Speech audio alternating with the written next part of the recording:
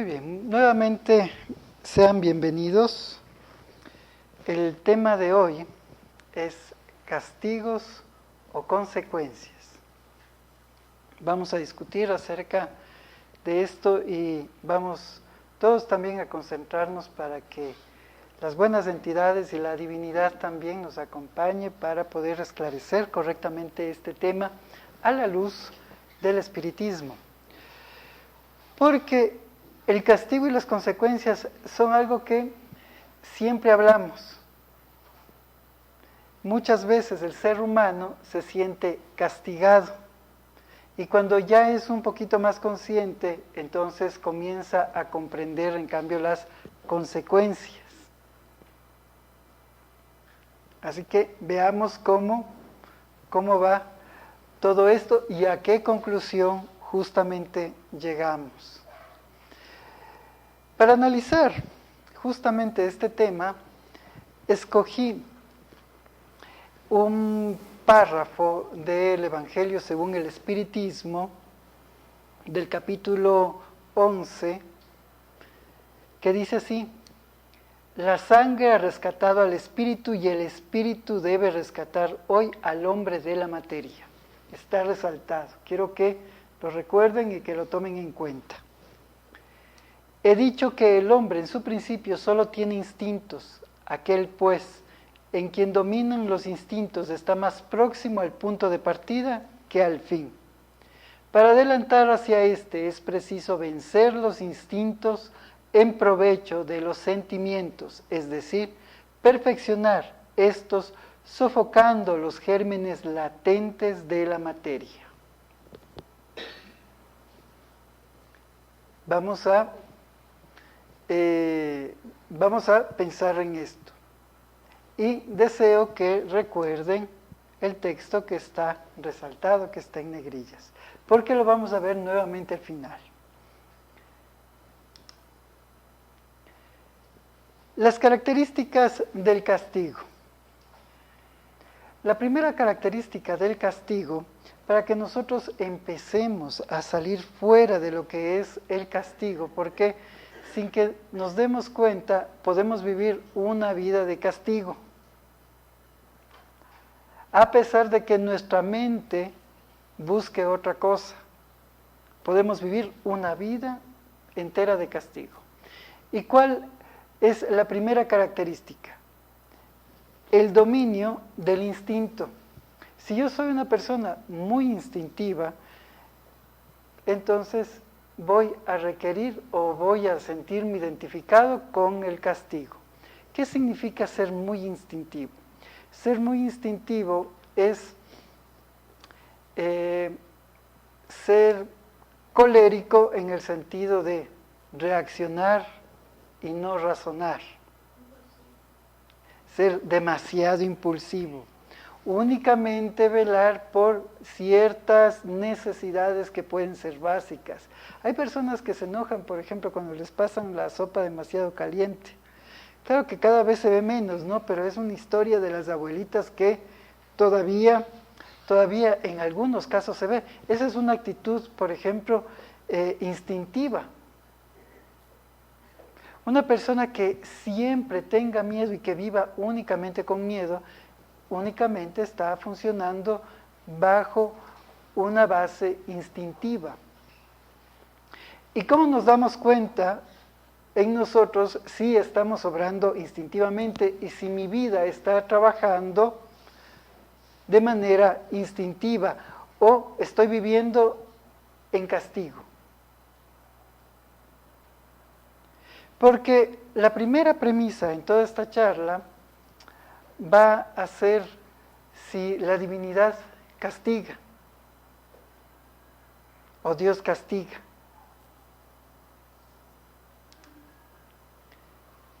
Si yo soy autocrítico conmigo, autocrítico en mal sentido, si es que yo tengo una autocrítica terrible para conmigo mismo, entonces estoy viviendo en castigo.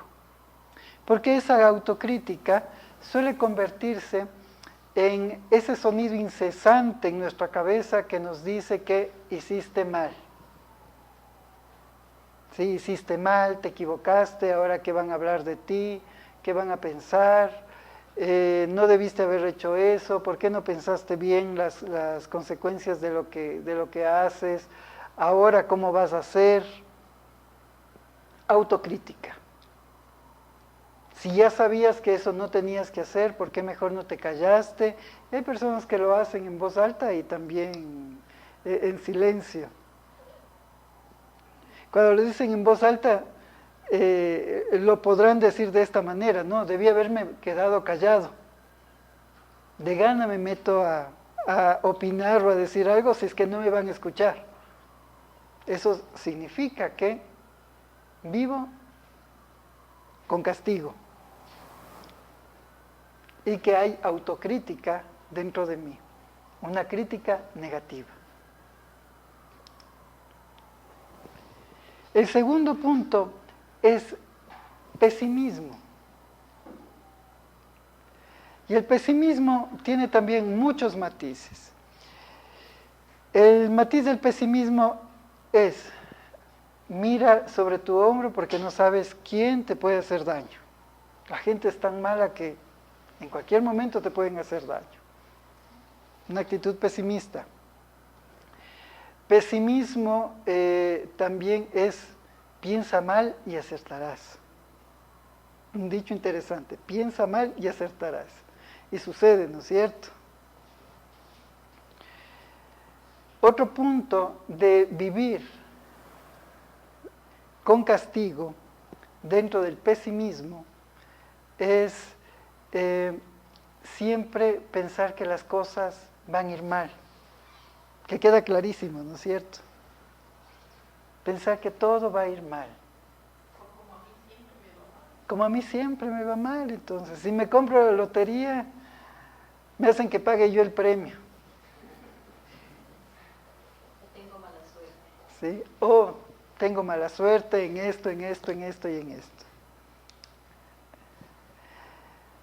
Después viene el estigma de la culpa. El estigma de la culpa es aquel estigma que nosotros podemos guardar porque alguna vez nos equivocamos. Entonces, como alguna vez nos equivocamos, nosotros recordamos que nos equivocamos. E incluso insistimos y damos a conocer nuestra equivocación a las demás personas. Yo le llamo cariñosamente el síndrome de Caín, porque Dios marca la frente de Caín, ¿no es cierto?, cuando comete el homicidio contra su hermano. Entonces, marca Dios la mente de Caín, la frente de Caín, entonces todo mundo podía reconocer que ese es Caín. Y como llevaba una maldición encima, esa maldición también impedía que las demás personas cobren venganza sobre él. Una cosa muy, muy interesante, ¿no?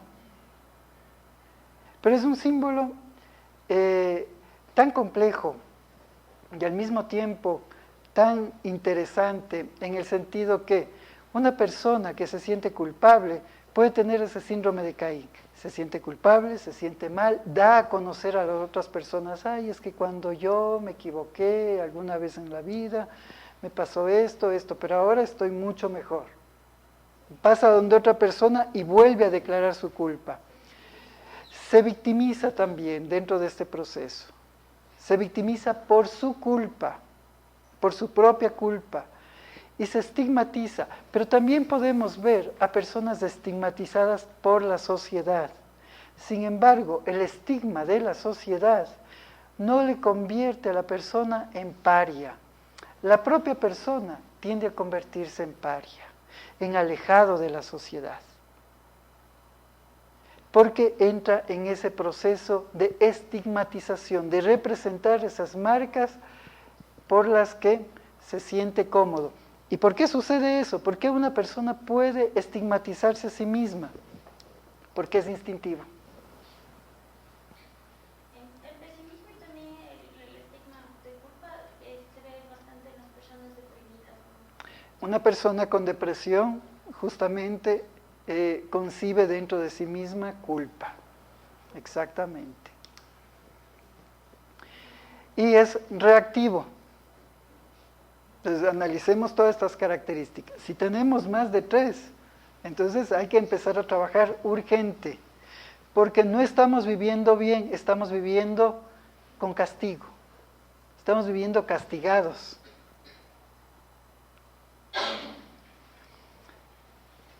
El ser reactivo significa reaccionar por cualquier cosa, estar a la defensiva por todo lo que, ante cualquier situación que vive. Y cuando una persona vive con miedo, se siente reactivo, entonces ofende, tiene la capacidad de enojarse, de pelearse, en fin, de lastimar, porque se siente reactivo. ¿Por qué? Porque se siente en fuga. Porque cuando yo me siento perseguido, ¿sí? Ataco o escapo, exactamente. Es como pensemos que un reo se escapó de prisión.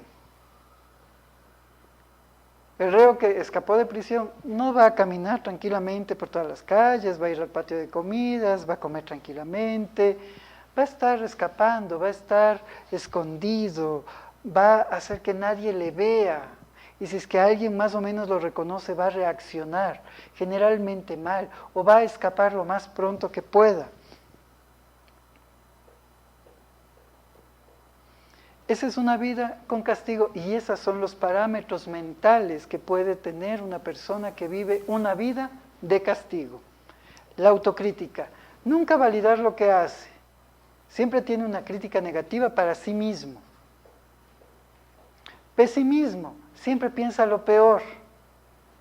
Estigma de culpa, no puede sobrepasar sus errores, se queda en los errores y es más, comparte eso con los demás. Y se autocompadece con eso. Es reactivo, va a tender a reaccionar mal. Y siempre se siente en fuga. Por lo tanto, hay una actitud un tanto paranoica, ¿no? Se siente perseguido. Entonces podemos ver a personas que tienen problemas emocionales. Y dicen, es que yo tengo este problema porque todo el mundo me envidia. Es que todo el mundo me envidia. O sea, no tiene carro. Es pequeño y feíto. Y es medio bruto y todo el mundo le envidia. O sea, algo está mal. Algo está mal. No es eso lo que está ocurriendo.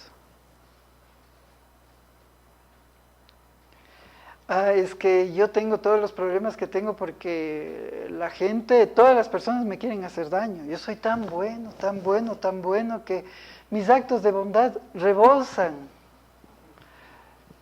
toda santidad que le doy la mano a alguien y me hacen mal. No me pagan bien.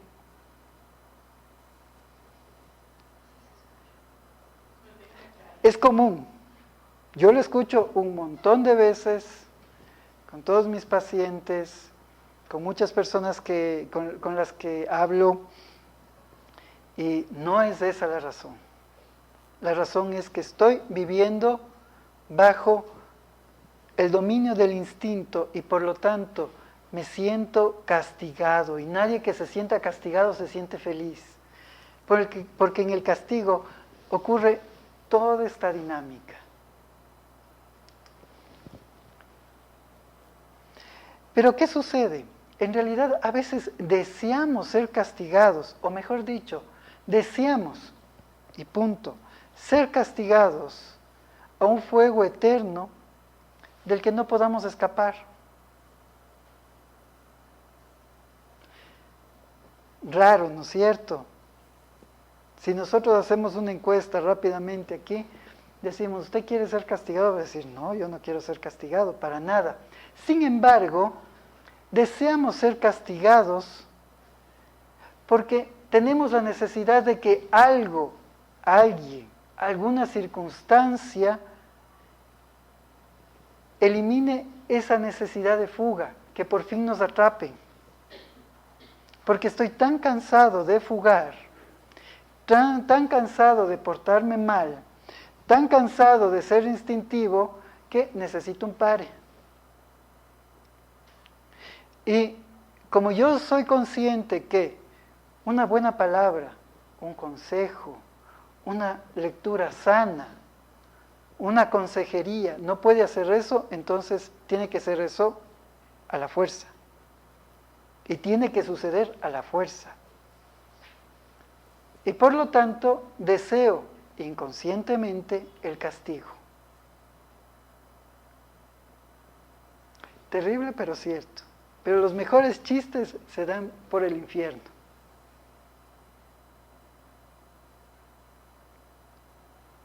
Como el chistecito de la cantina. ¿Se han oído el chiste de la cantina? Dos borrachitos están en la cantina. Y dicen, dice, qué bonito el cielo, estamos en una cantina y somos borrachitos, pega. ¿Sí? Mandan al infierno, somos borrachos, está muy bien.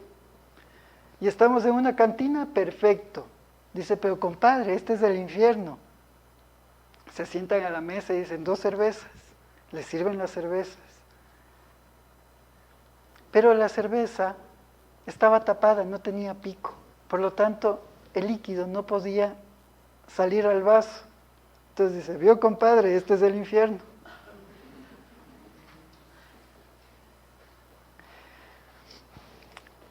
Y esa es la necesidad de la inseguridad que nosotros podemos tener en poder formarnos una vida mejor, una vida material mejor o una vida espiritual mejor. Se nos hace más concebible que nosotros después de la muerte, para quienes crean en el cielo y el infierno como tal, más fácil es concebible ir al infierno. ¿Por qué? Porque mis actos dicen eso, que no soy perfecto, por lo tanto puedo ser condenado. ¿Está bien? Si es que es espiritista, como nosotros, entonces pensará, quizás yo después de esta vida vaya primero al umbral y pase un buen tiempo en el umbral antes de ir a una ciudadela espiritual y poder estar mejor. Es más concebible porque soy tan imperfecto que lo más razonable es que eso suceda. Por lo tanto, esta tesis puede tener mucho de cierto. Deseamos ser castigados.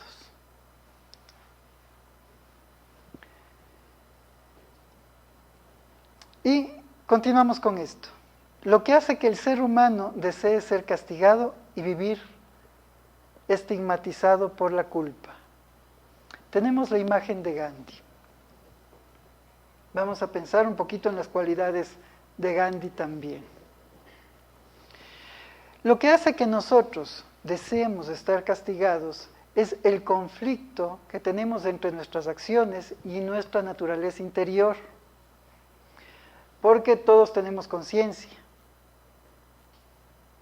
que es esa voz, por así llamarlo, que al momento que nosotros estamos a punto de equivocarnos, nos dice, detente, no es ético, no está bien, espera.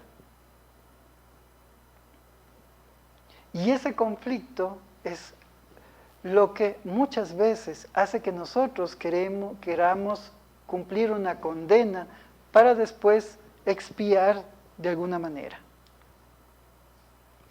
Este conflicto genera una especie de psicosis.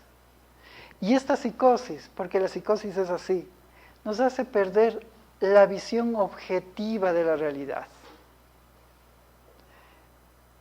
Y vivimos imaginando situaciones, eventos, que no nos dejan afrontar claramente lo que estamos viviendo. ¿Por qué? Por el conflicto entre las acciones y la naturaleza interior. Gandhi, vemos un cambio sustancial de una persona normal, común y corriente, a un líder. No solamente un líder político, también un líder espiritual, por su forma de actuar. Da ejemplo absolutamente a todos con la no violencia, por ejemplo.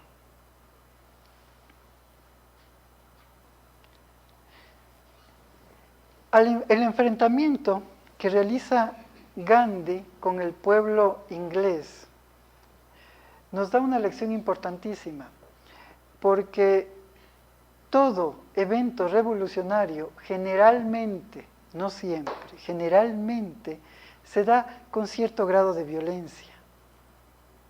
Sin embargo, Gandhi supera todos esos aspectos, erradica totalmente la violencia y gana justamente ese conflicto. ¿Vivía con culpa o sin culpa? Sin culpa.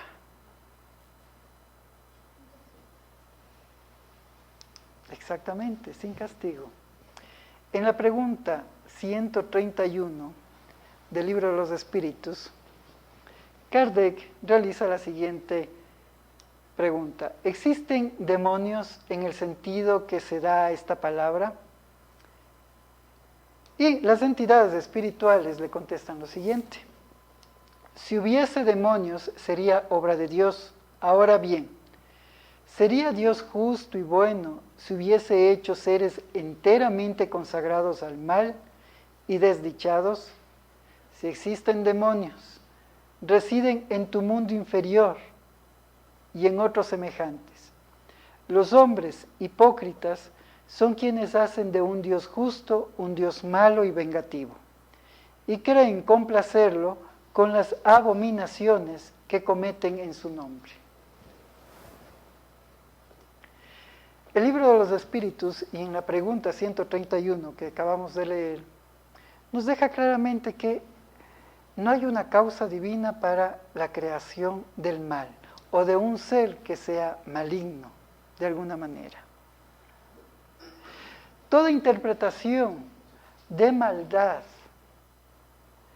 de malignidad, de demoníaco, en fin, simplemente es una cuestión de comodidad del ser humano para no trabajar ciertas cosas que son indispensables en su interior.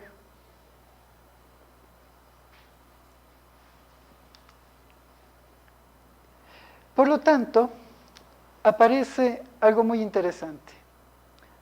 Abraham Maslow habla acerca de las experiencias cumbres o la experiencia cumbre. Él es considerado el padre de la psicología humanista. Abraham Maslow piensa que el ser humano, por naturaleza, es un ser trascendente, que su esencia natural es evolucionar, y que por más mecanicista, por más materialista que pueda ser la persona,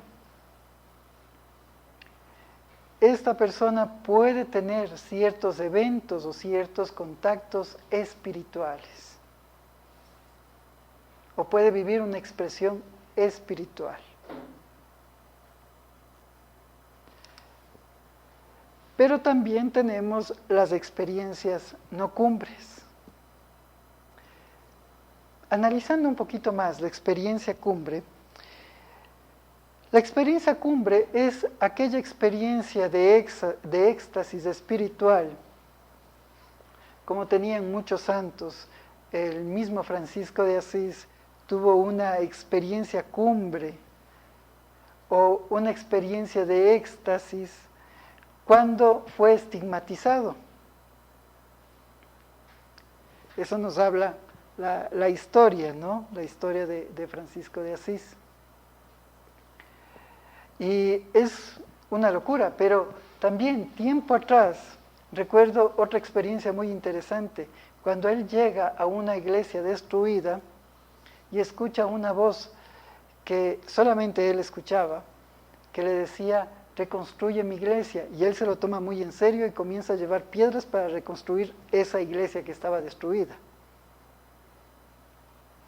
De ahí en adelante todo el mundo le llamó loco, hasta que comenzó a evidenciar esa bondad y esa luz que emanaba, ¿no?, de todos los atributos que él había adquirido después de todas esas experiencias. Como las experiencias espirituales, trascendentales, salen fuera del control de cada uno de nosotros, no podemos tener control en ellas, entonces la persona que carece de experiencias cumbres la omite, la olvida, la niega, porque tiene miedo a volverse loco. Como no es algo que puede aceptarlo, no es algo que está dentro de su canon de pensamiento, entonces simplemente es algo que él lo quiere negar. Maslow dice, lo niega porque como no puede procesarlo adecuadamente, entonces tiene miedo a la locura. Y como tiene tanto miedo a la locura, trata de evitar a toda costa enfrentarse a cualquiera de este tipo de experiencias.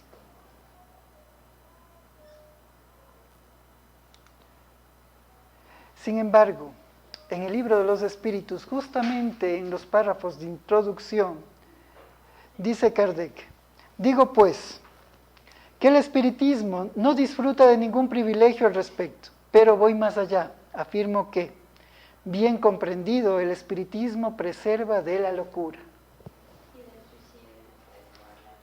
y del suicidio que puede llevar a la locura, es el texto que continúa justamente.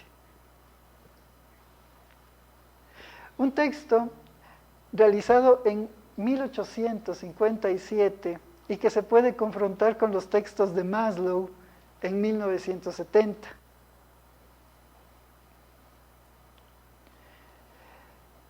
Hablando acerca de la mediunidad, todas las personas que sienten o han tenido esa experiencia mediúnica de percibir entidades espirituales, de percibir energías de alguna manera, entonces muy probablemente están cerca de estas experiencias cumbres. Pero una vez más, el espiritismo tiene la facultad de expresar y de ayudar a comprender todo este tipo de experiencias. Pero no fue solamente Maslow quien habla de esto. Jung también habla sobre el tema y la llama experiencia luminosa. Y esta experiencia es aquella que desborda el pensamiento, que desborda todos los aspectos del ser humano, todo razonamiento conocido, y se convierte en una experiencia espiritual, experiencia luminosa. Así lo llamaba Jung. Jonathan Haidt lo llama como euforia. Y va un poquito más allá, lo describe fisiológicamente, de la siguiente manera: esa sensación de calor en el pecho, expansión en el corazón, deseo de ayudar, aumento de sentido de conexión con los demás, presenciar actos de bondad, realizar actos de bondad, son parte de la naturaleza humana, reconectándole con su propia humanidad, recobrando ecuanimidad dentro del caos del día a día. Estos tres psicólogos de distintas épocas, primero Jung, más antiguo, Maslow, y ahora Jonathan Haidt, los dos tienen tres cosas en común. Perdón, los tres tienen una cosa en común. Confirman que la naturaleza del ser humano es la bondad. Y cuando esa naturaleza no se expresa correctamente, entonces hay la necesidad de ser detenido. En enfermos psiquiátricos, psicópatas especialmente, en terribles enfermos psicópatas que han afectado a la sociedad, dejan ciertos signos para ser detenidos de alguna manera. Incluso hay un estudio muy interesante de un acto despreciable, como es la pedofilia, donde el agresor tiene sentimientos, donde busca el cariño en su víctima. Y una vez más se demuestra que la naturaleza de todo ser humano, aunque esté sumido en la profunda perturbación, es el amor y es la bondad. Sin embargo, cuando no se expresa, comienza a enfermar y por lo tanto comienza a generar para sí mismo una cárcel, el castigo. Pero el castigo es algo también bastante interesante, es algo que la sociedad impulsó de cierta manera, porque el castigo se convierte en una forma de control para todas las personas. Si no haces esto, me voy. Si no haces aquello, entonces las consecuencias son estas. Si no das el diezmo, si no pagas, entonces Dios no te ayuda.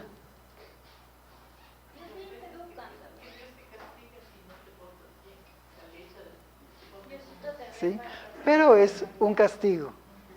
Hay una reprimenda. No existe un diálogo. Hay una amenaza a algo que no, si no estás de acuerdo a hacer, entonces hay una consecuencia grave para ti. Por lo tanto, el castigo desde ese momento se convierte en una fuerza de sujeción y sumisión, que al mismo tiempo le da la libertad para que libertinamente siga acumulando cargas que tendrá que enfrentar, cargas que al peso de su conciencia cuentan, ya no le significan nada, porque más da, ¿qué más da?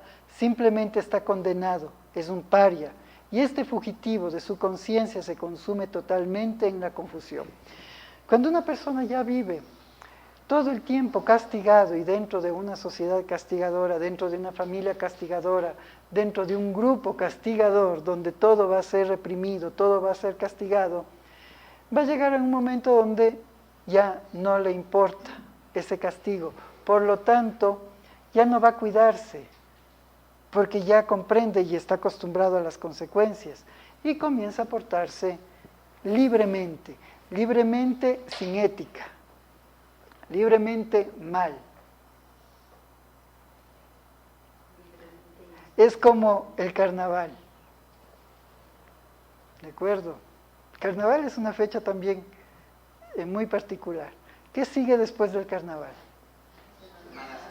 Semana Santa.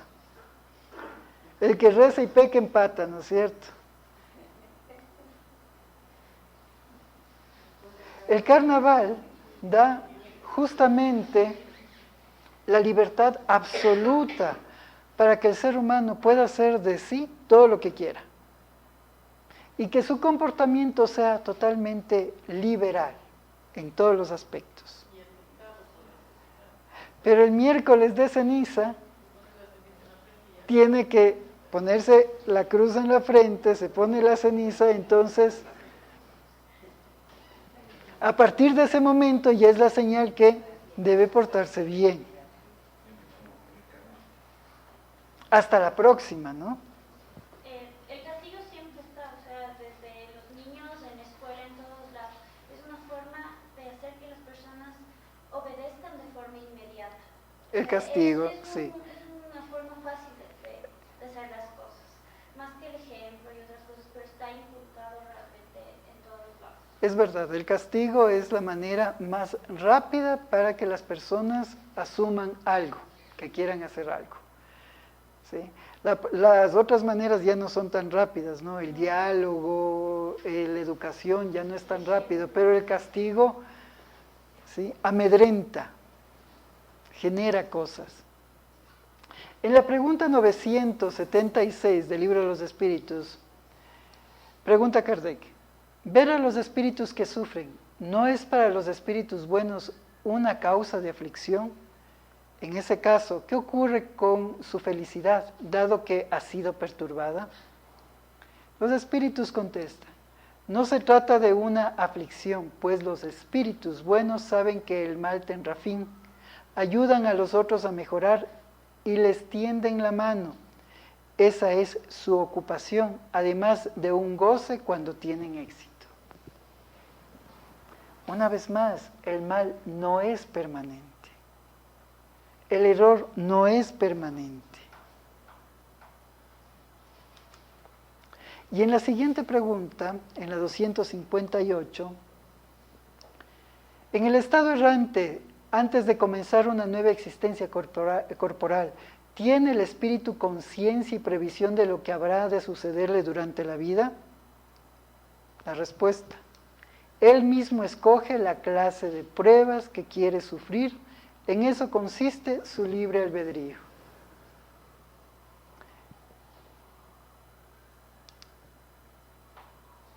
Significa que tenemos libertad.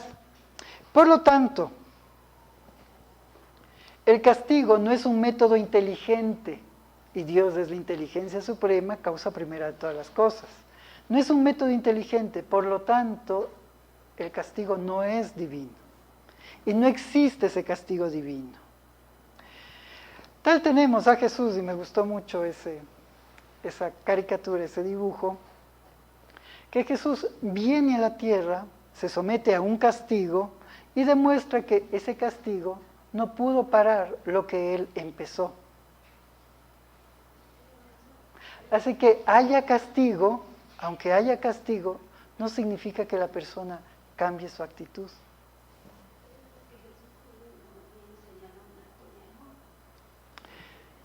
Enseñarnos que no debemos vivir castigados es un acto de amor.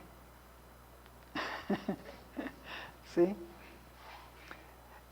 Por lo tanto, este es un símbolo muy interesante. Ahora observemos las consecuencias.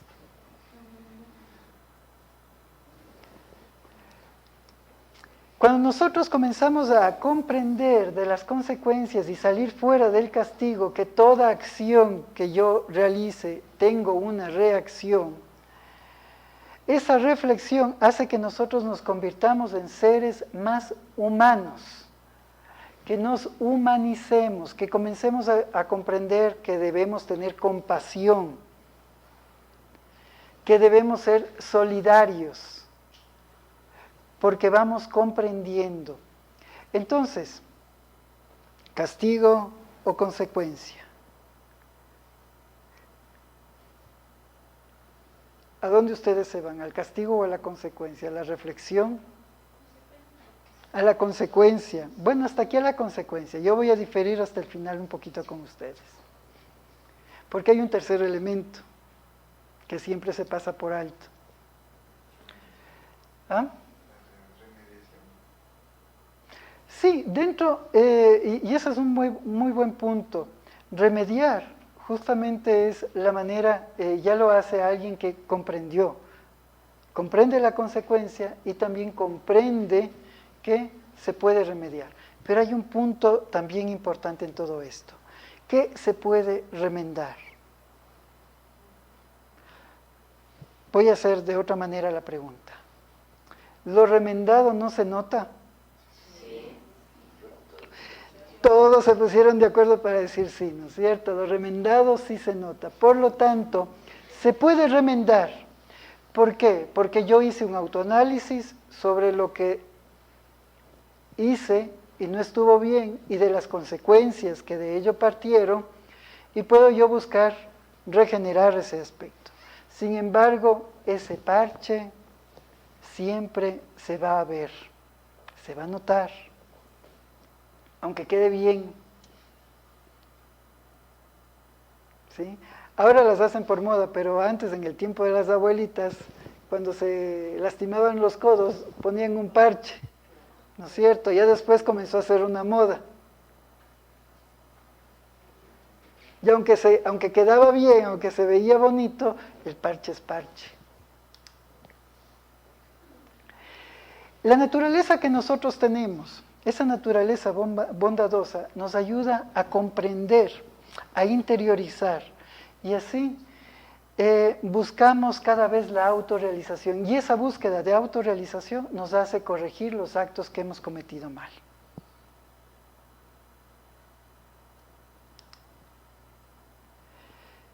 Pero hay algo mucho mejor. El castigo ya vemos que no funciona. Y que no existe castigo. Que nos autocastigamos, sí. Que podemos concebir las consecuencias de las cosas, pero concebir solamente las consecuencias de las situaciones y de las cosas no significa nada tampoco. Nos vuelve más humanos. Es un buen entrenamiento. Me ayuda a compadecerme, pero me falta la acción. Puedo estar yo muy arrepentido y conozco muchas personas que están arrepentidas en su casa y con la misma actitud. Nos ayuda para enfocar las cosas y volvernos más humanos, más compasivos, comprender.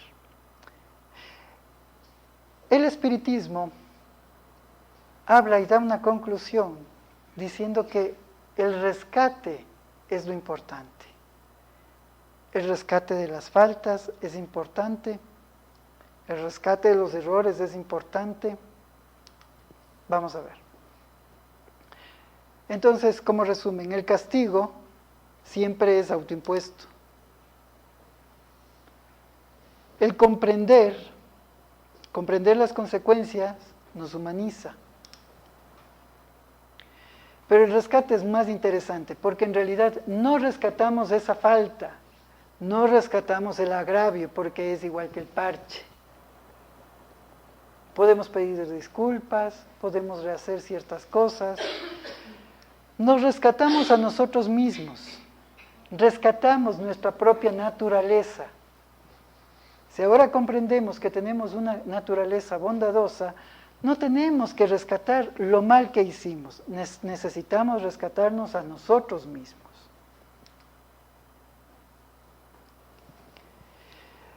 Y ese trabajo debe realizarse de manera abnegada para que nosotros podamos hacerlo efectivo y podamos también avanzar y crecer. Si nosotros no comprendemos nuestra propia naturaleza, siempre vamos a estar colocándonos castigos sobre nosotros. Si avanzamos un poquito más, vamos a decir, sí, es que hice mal, qué pena, y todo el tiempo vamos a estar disculpándonos. Y eso tampoco soluciona nada. Pero si comprendemos nuestra propia naturaleza, que es generada por Dios, que es generada por esa inteligencia suprema, nos empezamos a rescatar y a tener compasión de nosotros mismos, rescatándonos y preguntándonos a nosotros mismos, ¿merezco yo hacer esto? Porque casi no nos preguntamos, ¿no? ¿Merezco hacer esto? Siempre nos preguntamos, ¿me merezco un heladito? Sí, sí me merezco un heladito porque he hecho dieta. Y nos quedamos hasta ahí de las preguntas. ¿Merezco yo enojarme? No. ¿Merezco yo hacer daño a otra persona? No, no me merezco esa vivencia. ¿Merezco ser imprudente con alguien? No me merezco vivir eso. ¿Perdón? Me merezco perdonar. Si yo me merezco perdonarme, está perfecta la pregunta. Perdonar a los demás, solamente cuando ha habido un agravio. Pero si es que mi naturaleza es superior, entonces, por más difícil que sea la otra persona, no existe nada que me pueda ofender. ¿Comprendemos? Justo he pasado por mi espejo que vi un libro que decía, no te mereces mi odio. Sí. Algo te quieren decir por ahí.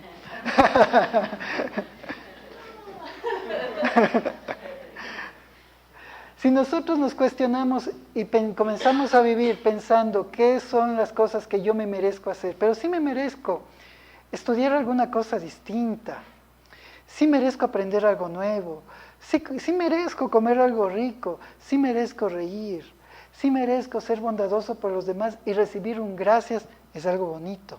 O no recibir un gracias, simplemente hacerlo porque eso me hace sentir feliz. Sí merezco mirar las flores, sí merezco aceptar a las personas que se van acercando a mi vida.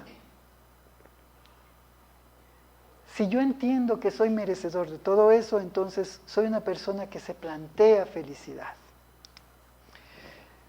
Porque nosotros pensamos en seres superiores, pensamos en los ángeles, y simplemente los ángeles y esos seres superiores son aquellos que transitaron por todos los estadios, los mismos estadios que estamos viviendo nosotros hoy. Y muchos de esos seres que hoy admiramos, quizás fueron oyentes y después también fueron maestros. Y superaron todas esas etapas para convertirse en esa luz inspiradora de todo el mundo. Y toda esa bondad dejó una huella y comenzaron a sentirse felices. ¿Con los demás? No, con ellos mismos. Y se sintieron más felices porque tenían la capacidad de arrastrar a más a esa bondad. Y es así que la sangre rescata al espíritu y el espíritu rescata al hombre de la materia. ¿Recuerdan la frase del principio? Porque todas las experiencias en nuestra naturaleza material están hechos para que primero comprendamos y luego de mucho tiempo de reflexión, de tropiezos, nosotros comenzamos a observar claramente las consecuencias. Pero las consecuencias ya no van a ser suficientes para aquel que trabaja arduamente por mejorarse. Anhela hacer. Y cuando hace, su propio espíritu ya le saca de la carne para ser un ser superior. Por lo tanto, Emmanuel nos dice que siempre la siembra es opcional y la cosecha es obligatoria. Lo hemos pasado muchas veces, ¿no es cierto? Y sigue siendo una gran verdad. ¿Alguna pregunta quizás? Si vives una persona vive la culpa. Ya. Todos tenemos a alguien en el trabajo que vive con culpa, ¿sí? Es mi hermana, que Ya.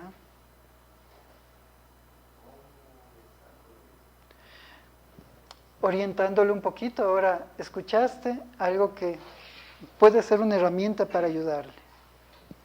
Sin embargo, ese trabajo tiene que ser propio. Cada uno de nosotros tenemos que asumir nuestra vida y comenzar a salir fuera de la culpa. Pero brindarle esta herramienta, comentarle, ¿sabes qué? Fui a una charla y dieron estos puntos y son interesantes. Hagámoslo los dos, porque siempre es mejor, ¿no? O sea, comer solo no es tan divertido, pero comer dos ya es divertido. Ver una película solo está bien, pero ver dos personas una película ya es más divertido. Y es así tan divertido que Jesús manda a sus discípulos, incluso de dos en dos también, para acompañarse, para ayudarse. Entonces quizás tu hermano que quieres mucho, puedas tú ser esa guía y esa compañía para ayudarlo a avanzar y apoyándose mutuamente.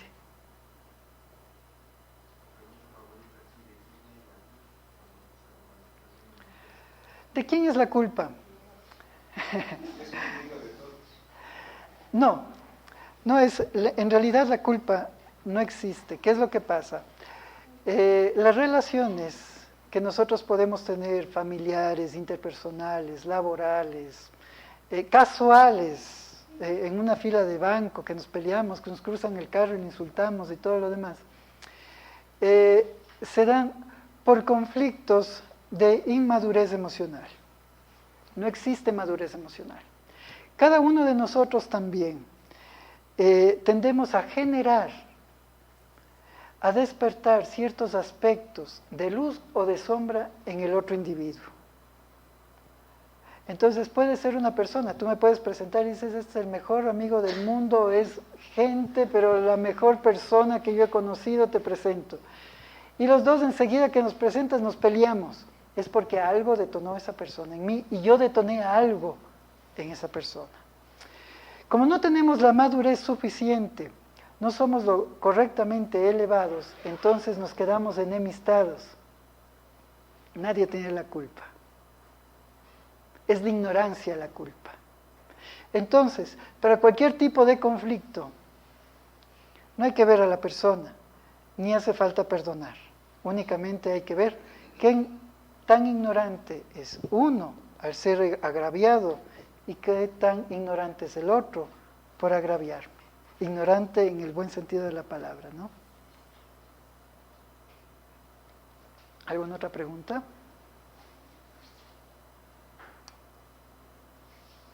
¿Ninguna? Muy bien. Les recuerdo que el Congreso Espírita Sudamericano va acercándose y como pasa en las fechas, va acercándose, ¿sí?, con mayor rapidez. Entonces, tratemos de unirnos a este evento que es tan interesante. Y como ven, una persona que queremos mucho va a estar en el Congreso. Naturalmente, va a estar Divaldo ahí con una de las charlas que nos gusta mucho, ¿no?